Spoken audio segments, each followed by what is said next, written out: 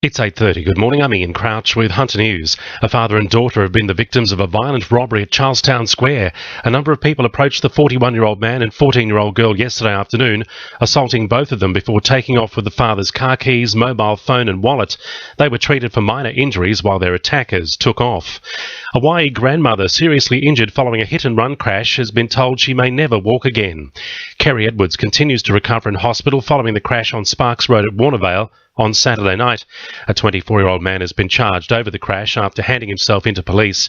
Kerry's son Dean has told Nine his family is devastated. Likely not to walk anymore. It's not fair. Mum was on her way home from work. An alleged pedophile has died at Port Stephens just 3 days before he was due to face trial on 152 child sex charges. Philip Edwards was found dead at Mungo Brush Recreation Area on Friday. Police say his death isn't being treated as suspicious. The 63-year-old is accused of being part of a child prostitution ring in the 1970s and 80s involving notorious child molester Robert Dolly Dunn. The search continues for a man who approached 3 children at Metford. Sergeant Dave Rose says the incident happened in broad daylight on Sunday afternoon. Well, around 1:45 on Saturday afternoon, a 10-year-old girl was walking along Shank Drive at Metford with her 8-year-old brother and an 8-year-old friend when a vehicle approached them. Now, police have been told a man driving the vehicle spoke to the girl, asking her to get into the vehicle. When the girl declined, the man drove from the scene. The girl alerted her mother, who then contacted police. Anyone who witnessed the incident is urged to call Crime Stoppers on 1800 333 000. Newcastle Council is under fire again over the removal of trees in the CBD. 9 mature London plane trees in King Street were chopped down early yesterday because they were causing damage to the footpaths and roads.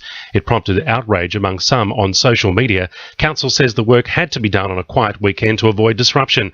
Lord Mayor Nuatali Nelms has told NBN the street will not be bare for long. They are being replaced with the most appropriate species, an ornamental pear. We've already done the first section of King Street, and this is the next 2 sections. The Hunter Medical Research Institute is commencing a program to encourage weight loss in young women by implementing both new technologies and body positivity in participants. Called Be Positive, Be Healthy, the service creates a tailored program for each individual so as to become an achievable part of their life and allow them to reach their goal.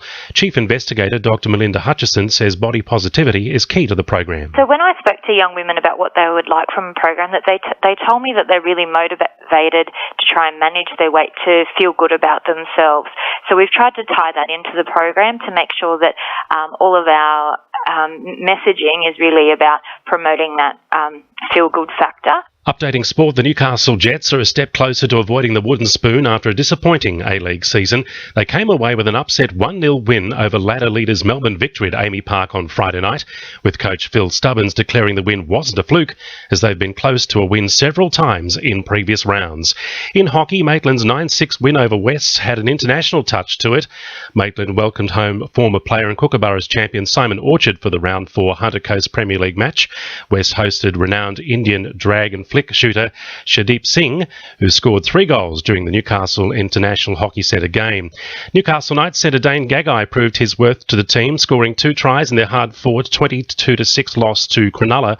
The 24-year-old has signed back up with the red and blue, opting out of playing for former club the Brisbane Broncos and the Gold Coast Titans.